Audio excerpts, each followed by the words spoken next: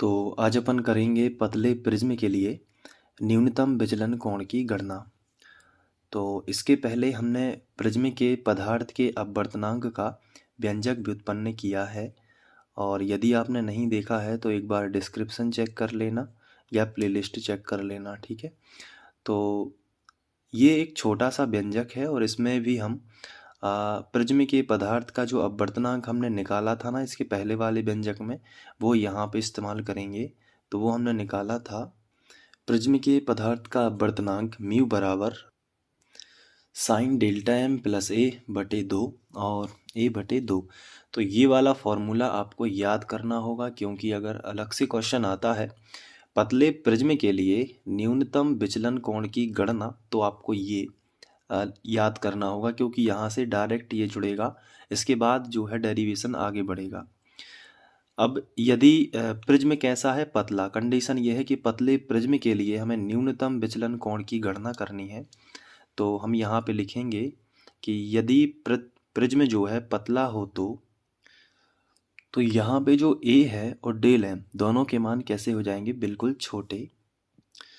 इसका मतलब ये है कि जो प्रिज्म का एंगल ए था वो छोटा हो जाएगा, और साथ में जो विचलन कोण है वो भी मिनिमम विचलन कोण, जो न्यूनतम विचलन कोण है वो भी, उनके मान घट जाएंगे या छोटे होंगे पतले प्रिज्म में। ये कंडीशन आपको यहाँ पे ध्यान रखनी है।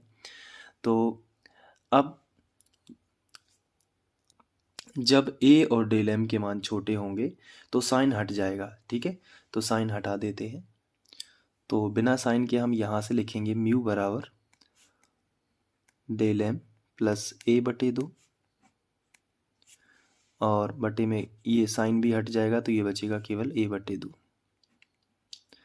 तो यहाँ से जो बटे में 2, यहाँ पे भी बटे में 2 है, तो ये कैंसिल हो जाएगा। या फिर आप एक स्टेप और बढ़ा सकते हैं यहाँ पे कि डेल एम प्लस ए और बटे 2, और ये पलट जाएगा तो 2 बटे ए हो जाएगा इस तरीके से। तो आप देखेंगे कि 2 से 2 क्या हो जाएगा, कैंसिल। तो म्यू बराबर आपको मिलेगा डेल एम प्लस ए बटे ए, ठीक है। तो यहाँ पे अपन तिर्यक गुणा कर देंगे, तो इसका गुणा इसमें होगा तो ये ज्यों का त्यों आ जाएगा। डेल एम या डेल्टा एम बराबर डेल्टा एम प्लस ए बराबर म्यू ए। अब यहाँ पे ए का इस तरफ पक्षांतर कर देंगे तो डेल्टा एम बराबर म्यू ए माइनस ए। तो डेल्टा एम यहाँ से ए कॉमन निकाल लेंगे तो क्या बचेगा, म्यू माइनस 1। और यही न्यूनतम विचलन कोण के लिए, पतले प्रिज्म के लिए न्यूनतम विचलन कोण आ जाएगा। तो यहाँ पे अपन लिखेंगे यही पतले प्रिज्म के लिए न्यूनतम विचलन कोण है। इसके बाद अपन बात करेंगे कोणीय वर्ण विक्षेपण किसे कहते हैं, इसका व्यंजक। तो ये बहुत ही छोटे छोटे से व्यंजक हैं। तो कोणीय वर्ण विक्षेपण क्या कहलाता है, इसको थोड़ा समझ लेते हैं। जैसे यहाँ पे मान लेते हैं कि ये कोई एक प्रिज्म है और यहाँ से एक प्रकाश किरण ऐसे अपन ले जाते हैं। तो यहाँ पे ये श्वेत प्रकाश किरण है, ये प्रिज्म के अंदर जाएगी तो थोड़ा सा झुक जाएगी, इसे हमने पहले भी समझ लिया है। और जब कोई श्वेत प्रकाश प्रिज्म के अंदर प्रवेश करता है तो वह 7 रंगों में बंटता है। तो हम लोगों ने क्या किया है यहाँ पे कि ऊपर और नीचे इनके बीच में 7 रंग हैं, लेकिन बेसिक तौर पर अपन 3 कलर यहाँ पे समझ रहे हैं। सबसे ऊपर लाल रंग है, बीच में पीला है और ये वाला बैगनी है। तो बाकी सभी कलर इनके बीच में ही हैं, ठीक है। तो ये देखिए, जब कोई श्वेत प्रकाश प्रिज्म के अंदर प्रवेश करता है तो वह 7 रंगों में बंटता है। अब ये इस तरीके से आगे बढ़ेगी, दूसरी किरण ऐसे आगे बढ़ेगी इस तरीके से, और ये तीसरे रंग की किरण ऐसे बढ़ेगी। तो आप देख रहे हैं यहाँ पे, और अपन कोणीय वर्ण विक्षेपण को समझ लेंगे। यहाँ पे ये रेड है, ये येलो है तो इसे वाई से दर्शाएंगे, और ये क्या है, वायलेट यानी बैगनी। अब जो यहाँ पे ये वाली किरण थी इसको सीधा जाना चाहिए था, लेकिन ये अपवर्तित हुई है तो इसको सीधा इस तरीके से जाना चाहिए था। कैसे, इस तरीके से। तो अब ये किरणें क्या कर रही हैं, इसके साथ कुछ कोण बनाएंगी। देखिए, ये इसको पीछे की ओर बढ़ा दें ऐसे, इसको बढ़ा दें पीछे की ओर,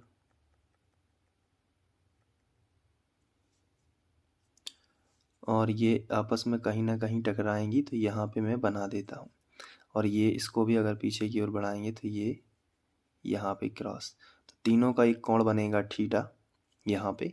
और इनका जो है अलग अलग विचलन है। जैसे रेड का इसके साथ में विचलन कोण ये डेल्टा एम मिनिमम, और येलो कलर का जो रहेगा, पीले कलर का थोड़ा और ज़्यादा रहेगा, और इसके बाद ये वॉयलेट का थोड़ा और ज़्यादा रहेगा। तो ये कहलाता है कोणीय वर्ण विक्षेपण। तो ये जो रंगों का यहाँ पे अगर बात करें तो रंगों के लिए जो विचलन कोणों का अंतर है उसे ही कहते हैं कोणीय वर्ण विक्षेपण। जैसे रेड कलर के लिए जो पहला है ये है, और इसको मान लेते हैं, बोलते हैं डेल्टा, रेड के लिए डेल्टा आर। तो ये लाल रंग के लिए कोणीय वर्ण विक्षेपण रहेगा, विचलन कोण ये रहेगा लाल रंग के लिए। ये कोणीय वर्ण विक्षेपण नहीं है, ये क्या है, विचलन कोण। और यहाँ पे वाई यानी कि येलो कलर के लिए मान लेते हैं डेल्टा वाई, ये विचलन कोण रहेगा, और बैगनी के लिए डेल्टा वी। तो ये विचलन कोण, और इनका जो अंतर रहेगा वो यहाँ पे पता चलेगा, और उसे बोलेंगे कोणीय वर्ण विक्षेपण थीटा। तो ये रहेगा क्या, कोणीय वर्ण विक्षेपण। तो आइए इसकी कुछ भाषा लिख लेते हैं। तो यहाँ पे अपन लिखेंगे कि जब कोई प्रकाश किरण किसी प्रिज्म में से गुजरती है तो वह 7 रंगों में विभक्त हो जाती है। परंतु अपन को क्या निकालना है, कोणीय वर्ण विक्षेपण। तो अपन यहाँ पे लिखेंगे कि किंतु रंगों के विचलन कोणों का जो अंतर होता है उसे क्या कहते हैं। यहाँ पे देखिए चित्र में जो रंगों का विचलन कोण है, ये देखिए ये विचलन कोण है रंगों के, इनका अंतर जो है उसे ही कहते हैं कोणीय वर्ण विक्षेपण। जैसे सबसे पहले क्या है रेड, सबसे आखिरी में क्या है बैगनी। तो अगर अपन यहाँ पे रेड का विचलन कोण लिखें तो अपन को लिखना होगा डेल्टा आर माइनस, अगर वॉयलेट का लिखें तो लिखना होगा डेल्टा वी। लेकिन इसमें से सबसे ज़्यादा विचलन कोण रहता है वायलेट का, तो ज़्यादा वाले को पहले लिखेंगे, तो delta we minus delta R, इस तरीके से लिखना होगा। तो लैंग्वेज में अपन लिखेंगे कि किंतु रंगों के विचलन कोणों के अंतर को कोणीय वर्ण विक्षेपण कहते हैं, और इसे थीटा से व्यक्त करेंगे। जैसे कि आप देख रहे हैं यहाँ पे जो थीटा है, तो यहाँ पे अपन लिखेंगे इसे थीटा से व्यक्त करते हैं। अब यहाँ पे अगर अपन व्यंजक करें इसका, तो यहाँ पे थोड़ा देखना होगा। मान लेते हैं कि लाल रंग के लिए विचलन कोण जो रहेगा वो डेल्टा आर, और बैगनी रंग के लिए विचलन कोण डेल्टा भी। तो यहाँ पे हम लिख लेते हैं, माना लाल और बैगनी रंग के लिए विचलन कोण क्रमशः, लाल रंग के लिए मान लेते हैं डेल्टा आर, और बैगनी रंग के लिए तथा लिख लेते हैं डेल्टा वी है। तो कोणीय वर्ण विक्षेपण थीटा क्या कहता है, ज़्यादा में से कम को घटा देंगे। ज़्यादा रहता है किसका विचलन, वायलेट का सबसे ज़्यादा, हमने चित्र में देखा है अभी। तो ये होगा ज़्यादा माइनस ये होगा कम, और इसको बना देते हैं समीकरण 1। परंतु हमने न्यूनतम विचलन कोण निकाला है, तो हम यहाँ पे लिखेंगे परंतु न्यूनतम विचलन कोण, ये हमने अभी अभी निकाला है। ये देखिए ये होता है म्यू माइनस 1। तो इस तरीके से अपन ने अभी निकाला है मिनिमम विचलन कोण जो है ए म्यू माइनस 1। तो एम की जगह पर ये अलग अलग हो जाएगा। तो जैसे कि तब इसको अगर अपन इसका मान निकालें डेल्टा वी, तो इसी में कन्वर्ट होगा, डेल्टा एम की जगह पर वी आ गया बराबर ए ज्यों का त्यों, लेकिन म्यू की जगह पर आएगा म्यू भी माइनस 1। इसके बाद हम इसी सूत्र को कन्वर्ट करेंगे एस आर में, तो या डेल्टा आर में। तो डेल्टा आर बराबर ए म्यू आर माइनस 1। अब इन दोनों का मान यहाँ पे रख देंगे, तो जो थीटा है वो आएगा, सबसे पहले डेल्टा भी, इसका मान है ए म्यू भी माइनस 1। इसके बाद है डेल्टा आर, तो इसका मान है minus A mu R minus 1। Minus का गुणा हो जाएगा, तो थीटा बराबर, पहले देखिए इसका इसमें गुणा होगा, इसका इसमें, ए का गुणा कर देते हैं मतलब, तो होगा ए म्यू भी माइनस ए। इसी तरीके से माइनस ए का इसमें और माइनस ए का इसमें करेंगे, तो पहले माइनस ए का इसमें करते हैं, तो minus A mu R minus minus plus A हो जाएगा, माइनस का और प्लस का ए कैंसिल हो जाएगा, तो थीटा बराबर हमें मिलेगा ए म्यू भी माइनस ए म्यू आर। फिर ए कॉमन निकाल लेंगे तो फाइनली हमें मिलेगा थीटा बराबर ए म्यू भी माइनस म्यू आर। तो ये कोणीय वर्ण विक्षेपण के लिए फॉर्मूला निकाल देते, तो यही लिखेंगे, यही कोणीय वर्ण विक्षेपण के लिए व्यंजक है। अब आपको इसका मान याद रखना है थीटा का, ये काफ़ी इम्पोर्टेंट रहेगा। तो अब आप चाहो तो इसे लिख सकते हो। तो इसी तरीके से आप एग्ज़ाम में अगर ये क्वेश्चन आता है कि कोणीय वर्ण विक्षेपण किसे कहते हैं, तो ये डेफिनेशन है और ये इसका व्यंजक है।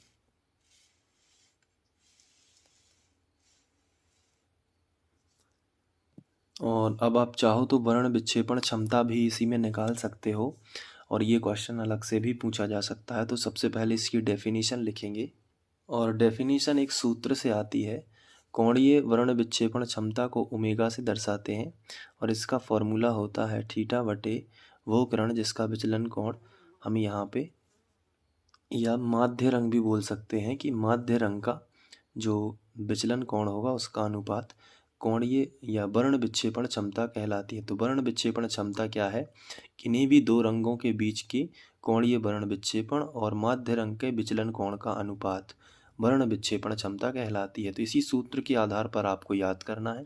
तो आइए डेफिनेशन लिख लेते हैं।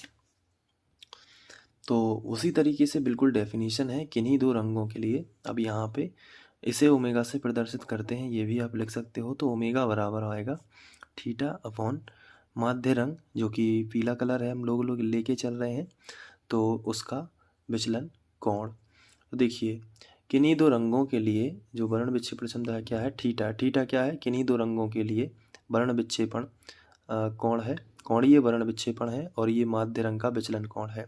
और अभी अभी हमने थीटा का मान निकाला है तो वो हम मान भी रख सकते हैं। तो इसके पहले हमने कोणीय वर्ण विक्षेपण पढ़ा है, तो उसमें हमने थीटा का जो मान निकाला है वो हम यहाँ पे रख सकते हैं, जो कि था म्यू, पहले तो ए था, फिर था म्यू भी माइनस और यहाँ पे आएगा म्यू आर। और विचलन कोण के लिए हम क्या लिख सकते हैं, तो विचलन कोण के लिए हमने फॉर्मूला निकाला है न्यूनतम विचलन कोण, और वो हम यहाँ पे रख देंगे जो कि होता है ए, और चूँकि येलो कलर है इसलिए म्यू बाई होगा -1। ये देखिए ए से ए कैंसिल हो जाएगा तो ओमेगा बराबर बचेगा म्यू भी minus mu R upon mu by -1। तो इस तरीके से क्षमता भी आ सकती है। और ये कहाँ से आया इसको थोड़ा समझ लीजिए। न्यूनतम विचलन कोण हमने अभी अभी निकाला है ए म्यू -1, ये है। तो अगर हमें एलो के लिए निकालना था तो हमने इसकी जगह पर डेल्टा एलो बराबर ए, और यहाँ पे देखिए म्यू बाई -1 कर दिया। देख लीजिए यही रखा है ना, देख लीजिए। और ये थीटा का मान हमने इसके पहले निकाला है तो वो हमने डायरेक्ट रख दिया, तो ये क्षमता भी यहाँ पे आ जाएगी। तो ये थीटा क्या है, किन्हीं दो रंगों के लिए कोणीय वर्ण विक्षेपण इस तरीके से, और नीचे क्या है माध्य रंग के लिए विचलन कोण। तो इस सूत्र को आप हिंदी में भी लिख सकते हैं, वर्ण विक्षेपण क्षमता के लिए ये फॉर्मूला है और इसी आधार पर डेफिनेशन है, और ये आप थोड़ा सा इसमें ये लिख सकते हैं। तो इस तरीके से आप कर लीजिएगा। चलिए मिलते हैं नेक्स्ट वीडियो में। Thank you.